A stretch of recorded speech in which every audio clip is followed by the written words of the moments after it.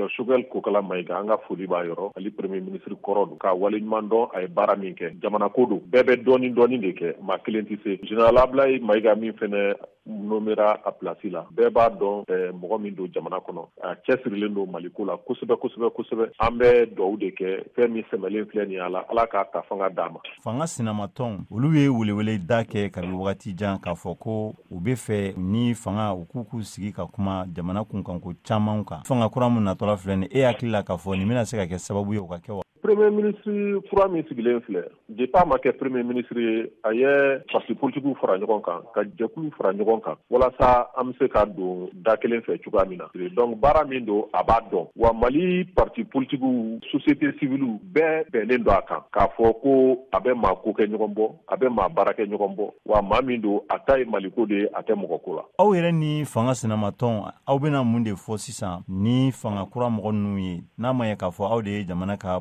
tɔn? Baara min daminɛlen don baara ka continuer jamana ka baara ka kɛ malidenw sago ye président Assimi y'o de fɔ a ye bɛɛ wele ka taa kuluba k'a n'a ka Maliko kuma kɛ min ɲɔngirila a kun se ye nin de général Ablaye min nalen filɛ nin ye primature la an y'o de fɔ diɲɛmaa ye anw tɛ sɔrɔsi ninnu kɔ bila parce que kunu an kun bɛ yɔrɔ min na ani bi an bɛ yɔrɔ min na kɔnɔdimi tɛ ɲɛdimi de don o ye AREMA taabolo ye Alliance pour la refondation du Mali yɛrɛ sigir'o de kan an kun sera gun dɔ de kan jamana kun bɛ ka ci de sɔrɔsikɛ kun kɛra dunan ye a faso kɔnɔ n'i bɔra sɔrɔsiya la i bɛ segin civiliya de fɛnɛ kɔnɔ démocratie min nana anw fɛ démocratie ma faamu kosɛbɛ et je crois que Ablaye nalen min filɛ nin ye bɛɛ b'a dɔn mɔgɔ ma jiginen don a bɛ mɔgɔw lamɛn a lafaamuyalen don mɔgɔw kɛli ɲɔgɔn kan o tɛ kɛ baara gɛlɛn ye a bolo donc an bɛ dugawu de kɛ a ka se k'a munan fa. Aw bɛna wuli ka jɔ kɛ wa yaasa fanga sinamatɔn u fɛnɛ ka se ka don fanga nata ninnu na wa walima u n'aw ka se ka baara kɛ ɲɔgɔn fɛ wa? An bɛɛ bɛ ɲɔgɔn sɔrɔ Mali de kunna Mali man kɛnɛ bi k'an ka fara ɲɔgɔn kan an ka furakɛ donc sinaya ko man kan ka y'o la